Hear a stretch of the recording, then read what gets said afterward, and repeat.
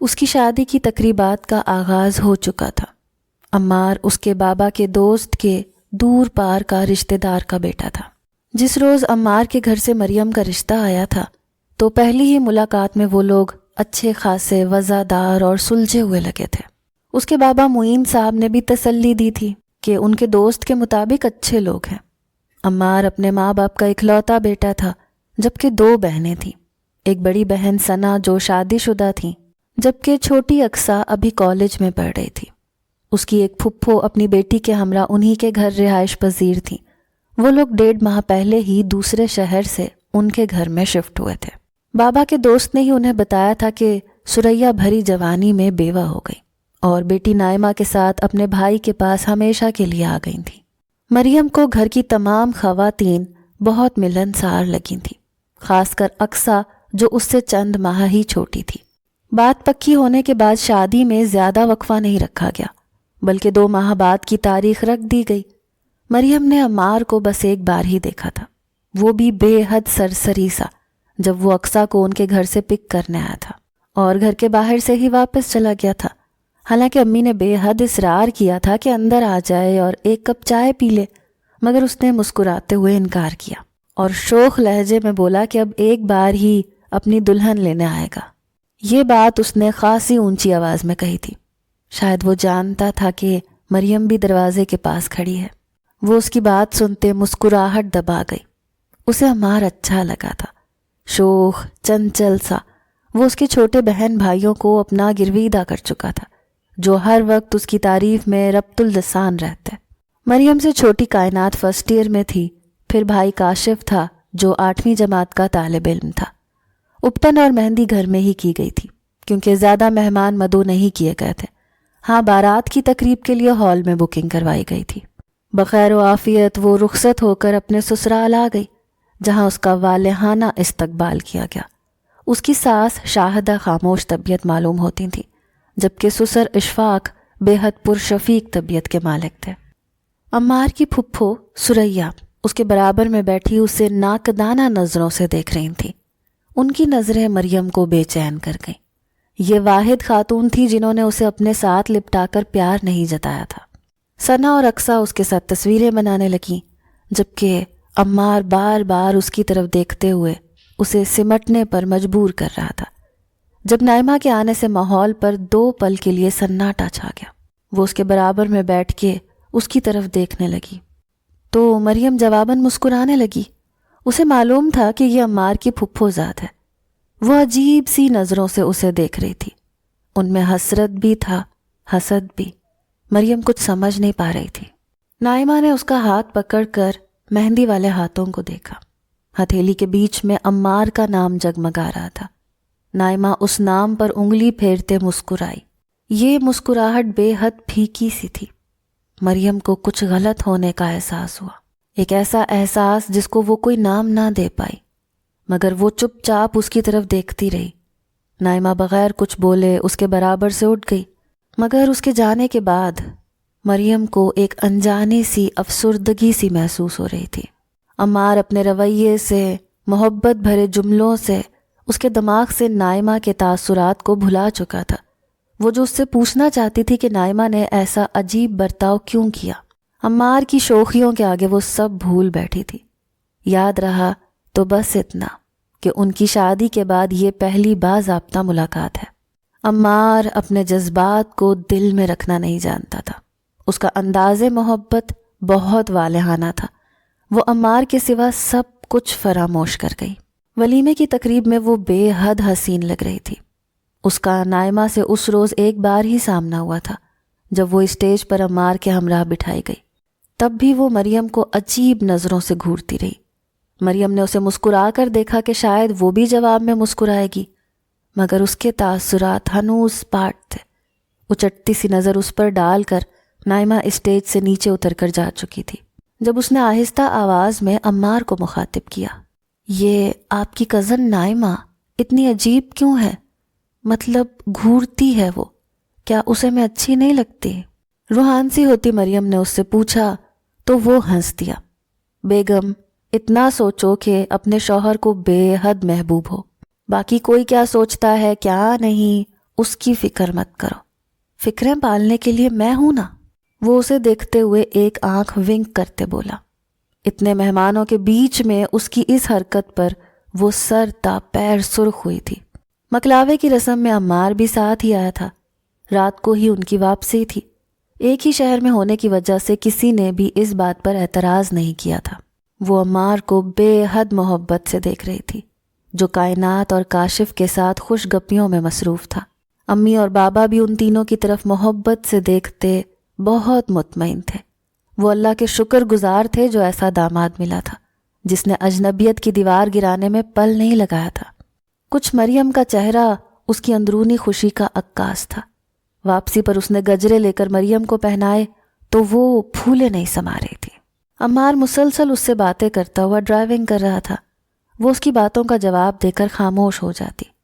جب وہ لوگ گھر میں داخل ہوئے تو سب سو چکے تھے، بس اس کے سسر نے دروازہ کھولا اور پھر وہ بھی اپنے کمرے میں چل دیے۔ مریم کو یہ بات عجیب لگی۔ ابھی صرف رات کے 11 ہی تو بجے تھے، اتنی جلدی سب کیسے سو سکتے تھے؟ وہ بھی تب جب ایک دن کی دلہن نے گھر واپس آنا تھا۔ اسے اپنے سسر کے تاثرات میں پریشانی محسوس ہوئی تھی، مگر عمار سے بعد میں پوچھنے کا ارادہ کرتے وہ اپنے کمرے میں آ گئی، جبکہ عمار نے اسے کچھ ہی دیر میں کمرے میں لوٹنے کا کہا۔ وہ کپڑے چینج کرنے کے بعد کافی دیر تک شوہر کا انتظار کرتی رہی، مگر وہ نہ آیا اور جانے کب اس کی آنکھ لگ گئی۔ ولیمے کی تقریب سے تھکا ہوا ہونے کی وجہ سے وہ گہری نیند سو چکی تھی، اور جب صبح اس کی آنکھ کھلی تو تب بھی عمار کمرے میں نہیں تھا۔ وہ ہڑبڑاتے ہوئے بستر سے نکلی۔ جب وقت دیکھا تو 9 بج رہے تھے۔ حیرت ہے مجھے کسی نے اٹھایا ہی نہیں، اور یہ عمار جانے کدھر ہے؟ وہ کپڑے تبدیل کر کے ہلکا پھلکا تیار ہوئی، اور پھر جیسے ہی کمرے سے باہر نکلی تو باہر بھی سناٹے نے اس کا استقبال کیا۔ اللہ جانے سب کدھر ہے، کوئی آواز ہی نہیں آ رہی۔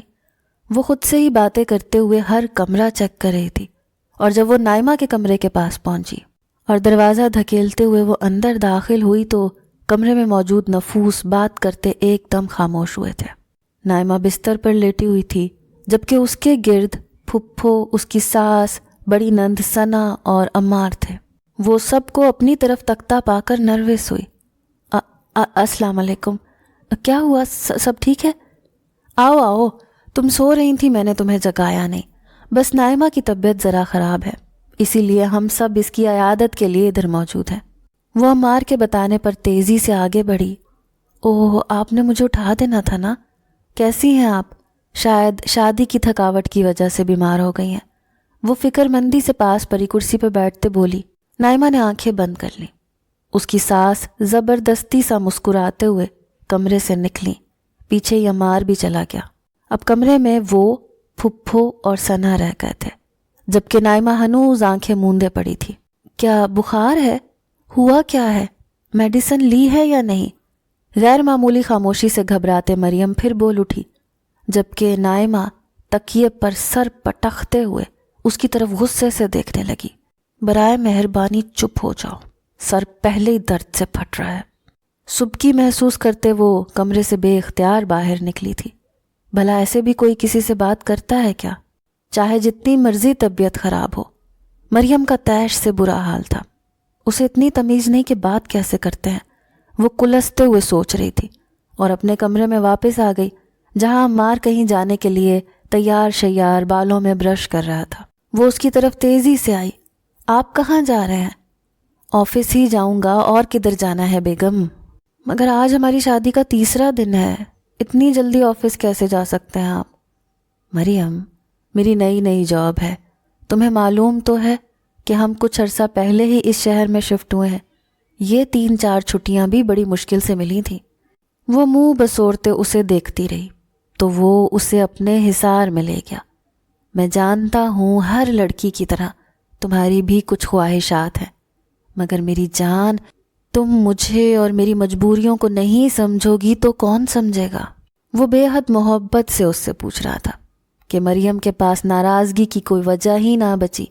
نائمہ کے رویے کا غصہ بھی کہیں دور جا سویا۔ ان دونوں نے ایک ساتھ ناشتہ کیا اور عمار آفس چلا گیا۔ اسے کچھ مسنگ لگ رہا تھا۔ ایسا محسوس ہوتا تھا جیسے گھر والے اس سے نظریں چرا رہے ہیں، اور وہ وجہ جاننے کو بے چین تھی، لیکن اپنے احساسات کو زبان پر لانے سے ڈرتی تھی، کیونکہ اس کی شادی کو ابھی 3 دن ہی تو ہوئے تھے۔ اس نے نائمہ کو سارا دن کمرے سے باہر نکلتے نہیں دیکھا، اور وہ اس کے کمرے میں پھر سے گئی بھی نہیں۔ صبح ہی صبح اس کے ہاتھوں سبکی محسوس کرنے کے بعد وہ ادھر کا رخ کرنا ہی نہیں چاہتی تھی۔ کچھ نائمہ کی ماں کی تیکھی نظروں سے وہ خائف تھی۔ یہ دونوں کردار اسے بے حد پراسرار سے لگتے، اور نہ چاہتے ہوئے بھی اس کے دل میں طرح طرح کے وسوسے آنے لگے۔ عمار آفس سے واپس آیا تو اس نے بھی آتے ہی نائمہ کی طبیعت کا پوچھا، جس پر وہ اندر ہی اندر جل کر رہ گئی۔ اسے اندازہ ہو گیا تھا کہ اس گھر میں نائمہ کی کیا حیثیت ہے۔ سبھی اسے ہتھیلی کا چھالا بنا کے رکھتے تھے۔ ایک معمولی سا بخار ہونے پر سب کے ہی چہرے اترے ہوئے تھے۔ رات کا کھانا سب نے مل کر کھایا۔ نائمہ تاحال کمرے میں بند تھی۔ پھپھو اپنی بیٹی کے لیے ٹرے سجائے اندر چل دی۔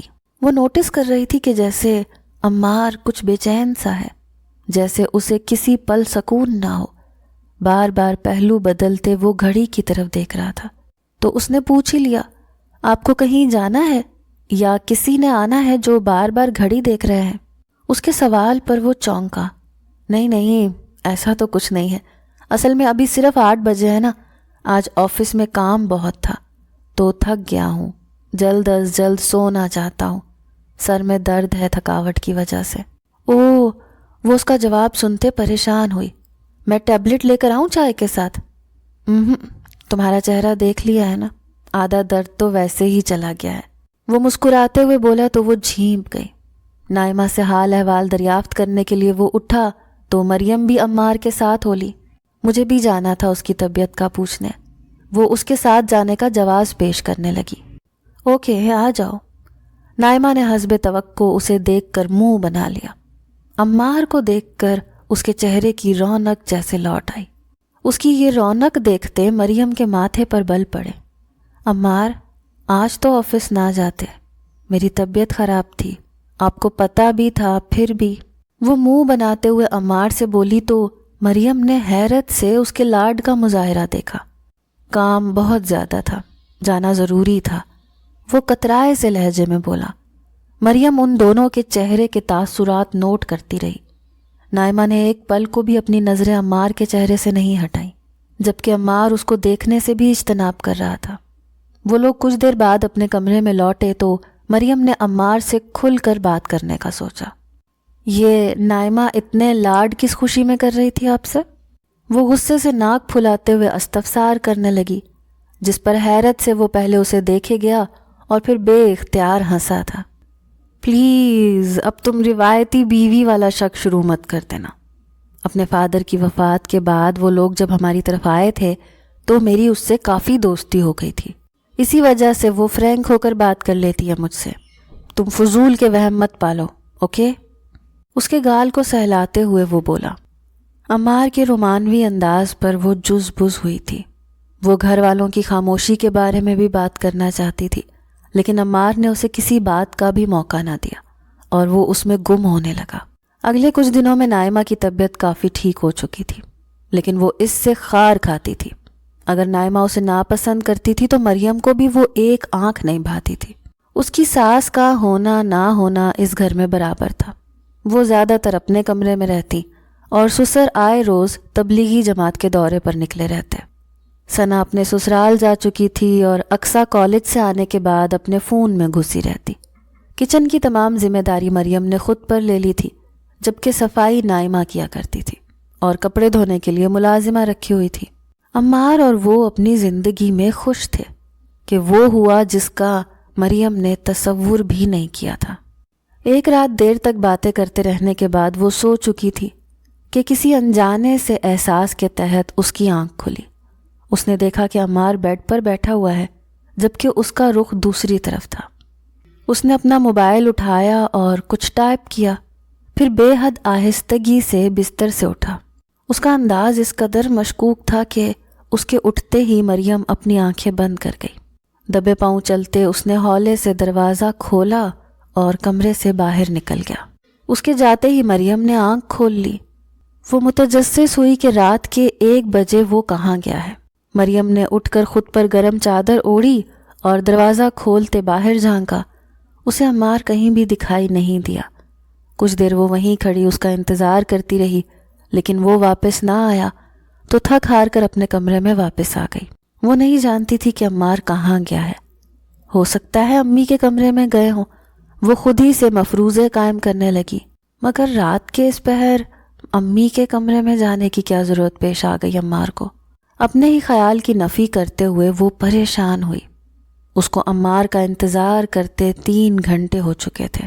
وہ بستر میں دبک گئی کیونکہ ٹھنڈ کی وجہ سے صوفے پر بیٹھے بیٹھے اس کی ٹانگیں اکڑنے لگی تھیں۔ آخر کار صبح 5 بجے کے قریب قدموں کی چاپ پر وہ سوتا بن گئی۔ چپ چاپ اندر آنے کے بعد عمار اپنی جگہ پر آ کر لیٹ گیا۔ مریم جاگنے کے باوجود اس سے یہ نہ پوچھ سکی کہ وہ اس وقت کہاں گیا تھا اور کس سے مل کر آ رہا ہے۔ اگلے روز وہ اس کے چہرے پر کھوجتی رہی اور یہ انتظار کرتی رہی کہ وہ خود کچھ بتائے گا، مگر وہ رات کے بارے میں بغیر کوئی بات کیے آفس جا چکا تھا۔ نائمہ کا موڈ بے حد خوشگوار تھا۔ اس نے حیرت سے اس کا چہچہانا دیکھا۔ چلو شکر ہے، اس کی سڑی ہوئی شکل پر بھی 12 کے علاوہ کچھ اور بچا۔ وہ دل ہی دل میں اپنی سوچ پر ہنسی۔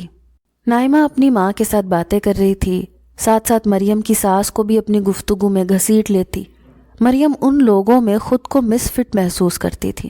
دل بوجھل سا ہونے پر وہ اپنے کمرے میں چلی آئی۔ اس نے ارادہ کیا کہ یہ ساری رات وہ جاگ کر گزارے گی، کیونکہ وہ دیکھنا چاہتی تھی کہ عمار آج بھی کمرے سے باہر جاتا ہے یا نہیں، آخر کیا کرنے اور کس سے ملنے جاتا ہے۔ تجسس سے اس کا برا حال تھا اور اس کی توقع کے عین مطابق۔ رات جیسے ہی اس نے نیند کا ناٹک شروع کیا، اس سے 20-25 منٹ بعد ہی عمار بستر سے اٹھ کھڑا ہوا، مگر اس سے پہلے ایک میسج کرنا نہیں بھولا، جیسے کہ گزشتہ رات کیا تھا۔ وہ دروازے سے باہر نکلا تو مریم فوراً اٹھتے دروازہ ہولے سے کھول کر باہر دیکھنے لگی اور اس کے سر پر جیسے 7 آسمان گر پڑے۔ دبے قدموں چلتے ہوئے عمار نائمہ کے کمرے کا دروازہ کھولے اندر جا چکا تھا۔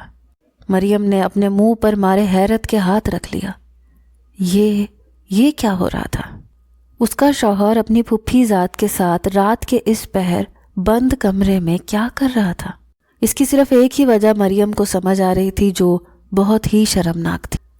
وہ تیش پہ ان کے کمرے کی طرف بڑھی اور دروازہ دھڑ دھڑایا۔ دستک اس قدر زوردار تھی کہ اس کی ساس اور پھپھو بھی اپنے کمرے سے باہر نکل آئے۔ اقصیٰ آنکھیں ملتی ہوئی اپنے کمرے سے برآمد ہوئی۔ اس کے سسر گھر پر موجود نہیں تھے۔ وہ دروازہ برابر دھڑ دھڑا رہی تھی۔ کیا آفت آ گئی ہے جو آدھی رات کو تم میری بیٹی کے دروازے کو توڑ رہی ہو؟ پھپھو چیختے ہوئے بولی۔ ابھی پتہ چل جائے گا جب دروازہ کھلے گا۔ اور ایک دم سے دروازہ واہ ہوا تھا۔ اس کے سامنے عمار کھڑا تھا، جبکہ پیچھے نائمہ تھی۔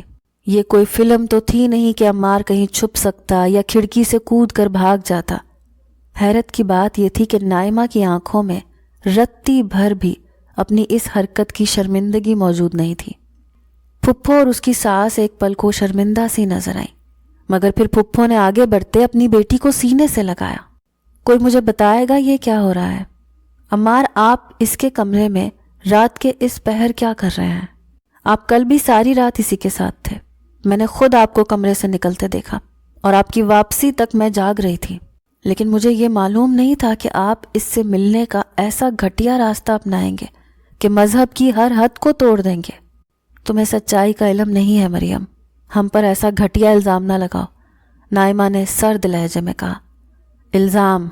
یہ بھی خوب کہی تم نے۔ اپنی آنکھوں سے دیکھا ہے ہم سب نے تم دونوں کو ایک کمرے میں۔ اندر کیا تم لوگ ملکی حالات پر تبصرہ کر رہے تھے؟ وہ چیخی تھی۔ عمار خاموش تھا۔ اقصیٰ اپنے کمرے میں واپس جا چکی تھی، جیسے اسے اس سارے ڈرامے سے کوئی غرض ہی نہیں تھی۔ جواب کیوں نہیں دے رہے ہیں آپ؟ وہ عمار کا گریبان پکڑ کر چلائی۔ جب نائمہ نے آگے ہوتے اس کے ہاتھوں کو عمار کے گریبان سے ہٹایا۔ ہم نے کوئی گناہ نہیں کیا ہے۔ اگر وہ کل میرے ساتھ تھا اور آج بھی ہم ایک ہی کمرے میں تھے تو۔ مریم اس کی ڈھٹائی پر اش اش کر اٹھی، مگر اس کے اگلے جملے نے اس کا دماغ بھگ سے اڑایا تھا۔ کیونکہ یہ شوہر ہے میرا۔ وہ پتھرائی نظروں سے عمار کو دیکھ رہی تھی۔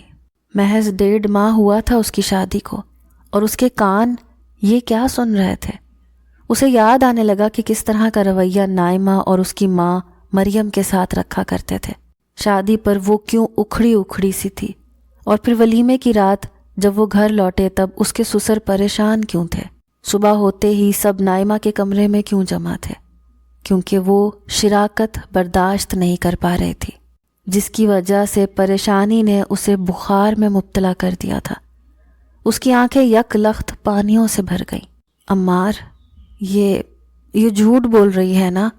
پلیز کہہ دیں کہ یہ جھوٹ ہے۔ آپ سب ایسا کیسے کر سکتے ہیں میرے ساتھ؟ آخر کیا ملا یہ سب کر کے؟ اگر اتنا ہی شوہر پیارا تھا تو شادی کیوں کروائی تم نے اس کی؟ وہ نائمہ پر چڑھ دوڑی اور اسے نوچنے کے لیے ہاتھ بڑھائے، جسے رستے میں ہی عمار نے تھام لیا۔ بیٹھ کر بات کرتے ہیں، وہ نظریں نیچے کیے بولا۔ ان سب میں بس وہی تھا جسے اپنے فعل پر شرمندگی تھی، باقی سب ڈھٹائی کا عظیم مظاہرہ کر رہے تھے۔ مجھے ہر سوال کا جواب چاہیے عمار۔ اگر آپ شادی شدہ تھے تو مجھ سے شادی کیوں کی؟ بے تحاشا چیخنے کی وجہ سے اسے کھانسی ہونے لگی تھی، گلے میں جیسے کانٹے اگائے تھے۔ نائمہ میری بچپن کی محبت ہے، مگر شادی کے 2 سال گزرنے کے بعد بھی ہماری اولاد نہیں ہو پا رہی تھی۔ جب ٹیسٹ وغیرہ کروائے تو نائمہ کے بارے میں انکشاف ہوا کہ وہ کبھی ماں نہیں بن سکتی۔ اس کی ضد کی وجہ سے میری دوسری شادی کروائی گئی تاکہ اولاد ہونے پر ہماری فیملی مکمل ہو جائے۔ وہ ٹھہرے لہجے میں اس کے کانوں میں جیسے سور پھونک رہا تھا۔ فیملی مکمل ہو جائے، اور اس سب میں مجھے کہاں ہونا تھا عمار؟ وہ ٹوٹے لہجے میں بولی۔ تمہیں طلاق دلوانی تھی میں نے، جانے کیسے برداشت کر رہی تھی میں تمہیں اپنے شوہر کے پہلو میں۔ نائمہ بولی نہیں تھی بلکہ پھنکاری تھی۔ وہ کئی پل عمار کو دیکھتی رہی۔ کیسا زبردست اداکار تھا وہ، کیسے محبت اور لگاوٹ کے ساتھ اس کے ساتھ وقت گزار رہا تھا، محض اولاد کے لیے۔ یعنی وہ بس ایک کھلونا تھی جسے ان لوگوں نے استعمال کیا تھا، مگر وقت ابھی بھی اس کے ہاتھ میں تھا۔ ان کا بھانڈا بہت جلد پھوٹ گیا تھا۔ اس نے فون کر کے اپنے والد کو بلوایا اور اپنے گھر چلی گئی۔ کسی نے اس کو روکنے کی کوشش نہیں کی۔ شاید وہ جان چکے تھے کہ اب مریم کا واپس پلٹنا ناممکن ہے۔ اس کے والد نے اپنے دوست سے اس کی شکایت کی تو پتہ چلا کہ وہ بھی عمار کی پہلی شادی سے ناواقف تھے، کیونکہ ان کی عرصے بعد ملاقات ہوئی تھی۔